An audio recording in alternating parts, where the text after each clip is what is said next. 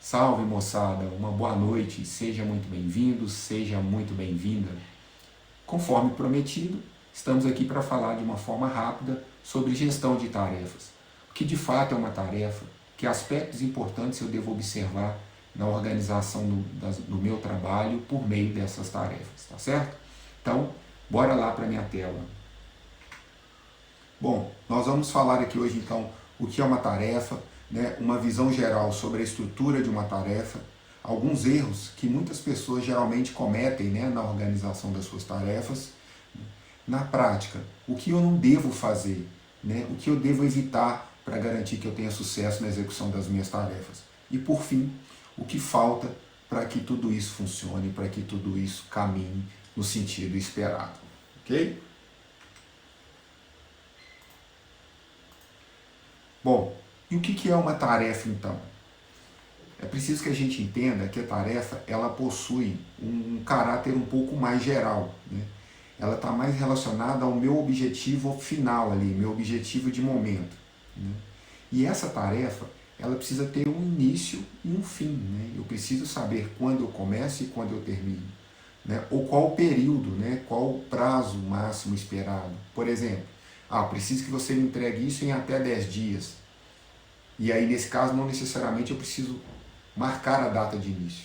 Né? Eu só sei que eu preciso entregar em 10 dias. Quando eu vou começar dentro desse período, aí vai depender do esforço necessário, ok? Então, esse início e fim também pode ser determinado. A minha tarefa pode começar do dia 1º ao dia 5. E aí eu trago aqui para vocês alguns exemplos de tarefas. Né? Por exemplo, comprar pão, pagar uma conta, contratar seguro do carro. Isso são tarefas corriqueiras do nosso dia a dia. Né? Os exemplos são bem simples, mas o objetivo aqui é que vocês possam tangibilizar, né, alguns exemplos de tarefa. Entenda de fato o que é tarefa. E muitas pessoas costumam confundir tarefa com atividade, sendo que, na verdade, a atividade ela é uma porção menor de uma tarefa. Né? Elas são as ações necessárias para que eu possa entregar aquela tarefa. Deixa eu só tirar minha câmera aqui da frente para que vocês possam ver. Né? Ou seja, se eu tenho uma tarefa de comprar pão, quais são as atividades que eu preciso executar para entregar essa tarefa? Primeiro, eu preciso pegar minha carteira, né? Eu preciso pagar aquilo que eu vou comprar. Será que eu vou comprar um volume muito grande? Então eu preciso pegar a sacola, né? Eu vou no supermercado, eu vou numa padaria, enfim, num lugar um pouco mais longe, então eu preciso trocar a roupa. Estou com roupa de ficar dentro de casa, então eu vou trocar a minha roupa. Será que eu vou precisar de carro? Né? O local onde eu vou comprar o pão ali é mais longe, então eu preciso pegar a chave do carro. Ou se eu vou a pé, pertinho, ou vou fazer uma caminhada, então preciso pegar a chave do portão. Né? Sendo bem simplório nesses exemplos, mas para que vocês possam de fato, como eu disse, tangibilizar essa relação entre tarefa e atividade. Percebam que essas atividades, ao final delas, eu consigo concluir a minha tarefa de comprar pão.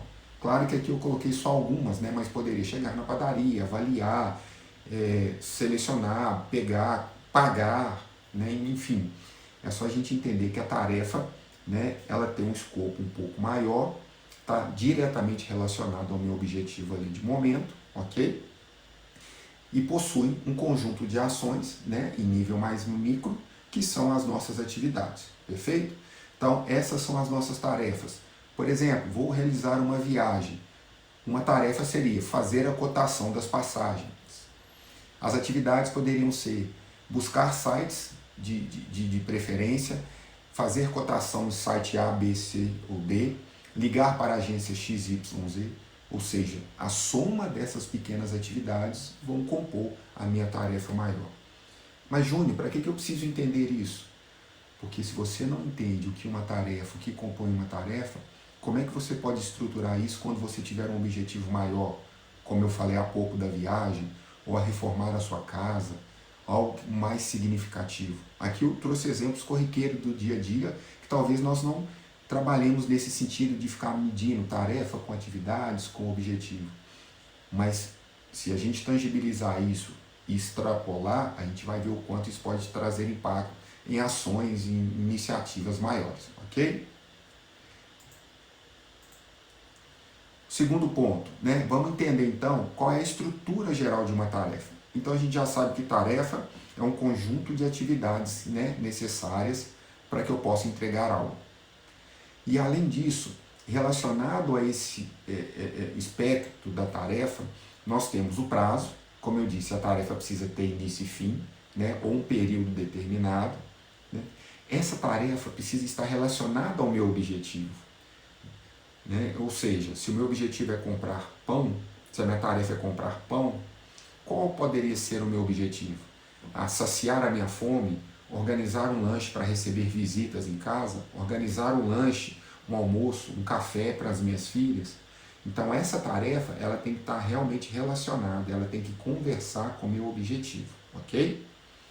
E os recursos necessários. Quais são os recursos, as ferramentas, os recursos que eu necessito para que eu possa realizar essa tarefa? Ora, se o meu objetivo se a minha tarefa é comprar pão para resolver o meu objetivo da fome ou do lanche para receber as visitas, quais são os recursos que eu preciso? Dinheiro, a chave do carro, né? O carro para poder me deslocar, já que o local é muito longe, enfim, tudo aquilo que eu preciso ter em mãos para que eu possa realizar aquelas atividades e conseguir assim entregar a minha tarefa, perfeito? Então esse é o espectro que envolve aí a organização, a definição e a estruturação das nossas tarefas. A tarefa com seu respectivo conjunto de atividades, o prazo, ok? Os recursos necessários para poder executar aquela tarefa e, por fim, o objetivo. A tarefa precisa, como eu disse, estar alinhada, precisa estar direcionada ao seu objetivo, ao nosso objetivo, ok? Então, pegando o nosso exemplo aí, né, qual seria o meu objetivo? Acabar com a minha fome, estou com muita fome, preciso comprar algo. Seguir com a minha dieta, então preciso sair porque os itens da minha dieta acabaram. Preparar um lanche para receber as visitas. Então nós podemos ter aí N exemplos de objetivos, perfeito? A tarefa comprar pão está relacionada a esses objetivos? Sim, está relacionada aos objetivos. Quais são as ações, ou seja, quais são as atividades que eu preciso realizar? Como eu disse, pegar a carteira, pegar a sacola, trocar a roupa para poder ir à rua. Perfeito? Quando eu vou realizar essa tarefa? Agora. Se eu estou com fome, eu preciso ir agora. As visitas estão prestes a chegar, hoje está chegando o horário próximo, né, de recebê-las. Tá certo? Quais são os recursos que eu preciso? Eu preciso do dinheiro ou do cartão, né? Vou pagar em dinheiro, vou pagar em cartão. Eu preciso da sacola para trazer as compras. Eu preciso da chave do carro, porque eu vou me deslocar até a padaria, até o supermercado, até a venda de carro. Né? Então, preciso de toda essa estrutura para garantir que eu vou realizar essas tarefas determinadas e, consequentemente, caminhar para a realização do meu objetivo, que é ou matar a fome, ou recompor os meus produtos para a dieta, ou receber bem as visitas que virão até a minha casa. Perfeito? Então, é preciso que vocês entendam essa composição. Né? Para esses exemplos menores, corriqueiros, como eu disse, talvez a gente não se apegue tanto a isso. Mas trabalhar essa estrutura para iniciativas maiores faz total diferença. Né? Faz muita diferença e dá um suporte significativo para o sucesso dessas iniciativas. E, sem dúvida, é uma das principais maneiras de organizar bem o meu tempo. Se eu não sei quais são os meus objetivos, ou se eu não sei o que eu preciso fazer para alcançá-los, como é que eu vou organizar o meu tempo? Vou trabalhar da forma errada, vou trabalhar para o objetivo errado, vou determinar tarefas que não estão alinhadas ao meu objetivo e só depois de um tempo é que eu vou descobrir isso. Perfeito? Então, fica aí a necessidade desse entendimento. Próximo ponto. Alguns erros que muita gente comete, né, na organização das tarefas. A tarefa não é clara o suficiente. Ao determinar a tarefa, ou muitas vezes ao delegar, repassar essa tarefa para alguém, eu estou fazendo isso de forma clara, tanto a pessoa quanto eu, ao ler ali, ou identificar aquela tarefa, consegue saber exatamente o que precisa ser feito, quais são as ações, as atividades que realmente precisam ser realizadas, né? Então precisamos trabalhar em uma comunicação clara, objetiva, direta. A subjetividade atrapalha muito, né? Especialmente quando eu estou delegando essa tarefa para alguém.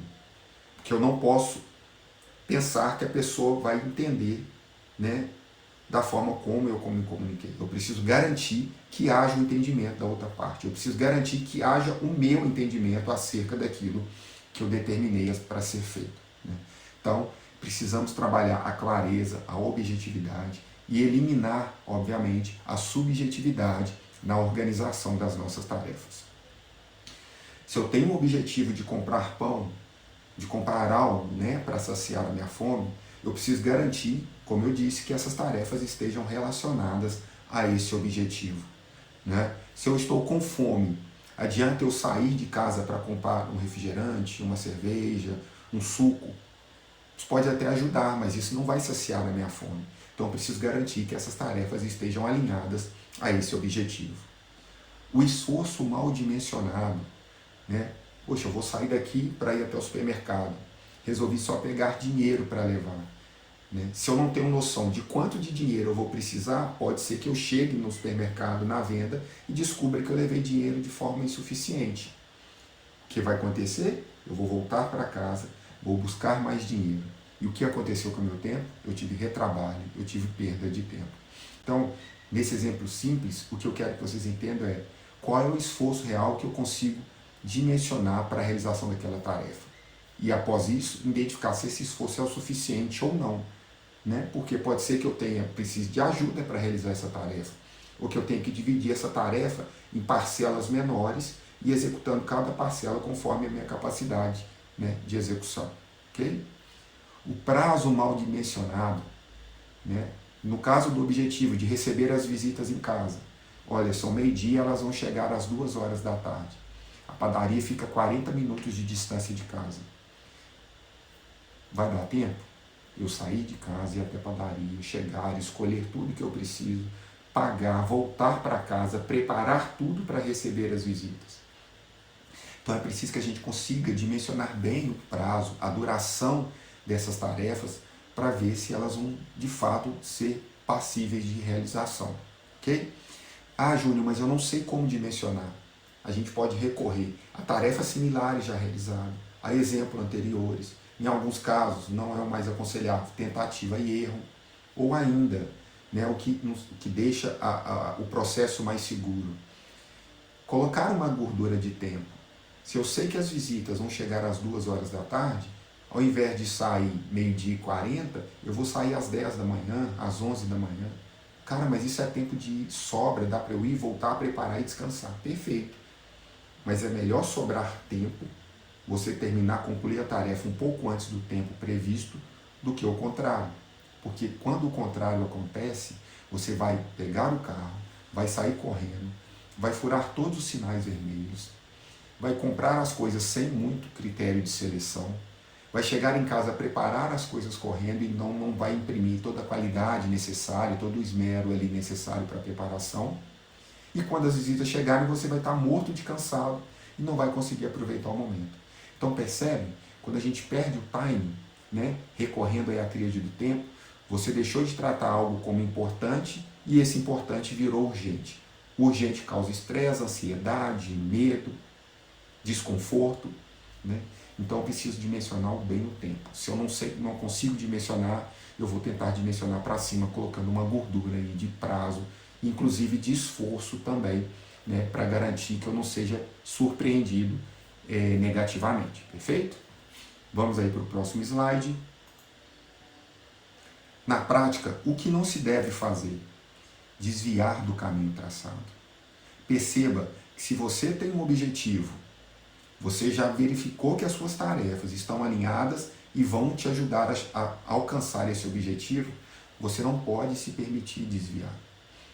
Se eu tenho um objetivo de preparar um lanche, né, para receber as visitas, os amigos que eu não vejo há muito tempo, recebê-los na minha casa, e tenho a tarefa de sair para comprar algo, no caminho eu vou, chego até o supermercado, compro tudo que eu preciso, e na volta eu falo, caramba, quanto tempo eu não vejo o Zezinho?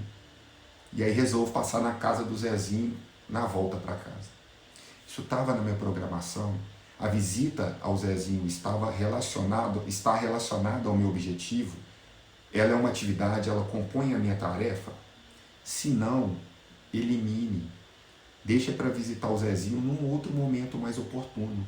Mas agora o seu objetivo é outro, é atender bem as suas visitas, os seus amigos que você vai receber. Então perceba novamente, nesse exemplo simples, é preciso que a gente entenda tudo aquilo que não tem relação com o nosso objetivo, que não está vinculado à nossa tarefa, não é uma atividade da nossa tarefa. Perfeito? E eliminando isso, a gente garante foco, a gente garante constância, direcionamento. Inclusive, isso nos ajuda a eliminar um elemento que hoje é muito discutido, né, e que atrapalha profundamente o nosso tempo, que é a procrastinação. A procrastinação tem uma série de gatilhos, tem uma série de fatores. E um deles é quando a gente não determina bem quais são as nossas metas, os nossos objetivos, aquilo que precisa ser feito. E aí deixa que tudo que aconteça ao longo do período de execução, né, que não está relacionado ao nosso objetivo, não faz parte da composição das nossas tarefas, nos tire a atenção. Então, cuidado com isso. Né? Vamos entender esse cenário e realmente, pode ser doloroso? Pode. Mas o nosso bem maior é alcançar o nosso objetivo, alcançar o nosso propósito, seja ele qual for. Perfeito? Então vamos evitar as distrações ao longo do caminho, ao longo do percurso. E por fim, pessoal, o que falta para que tudo isso funcione?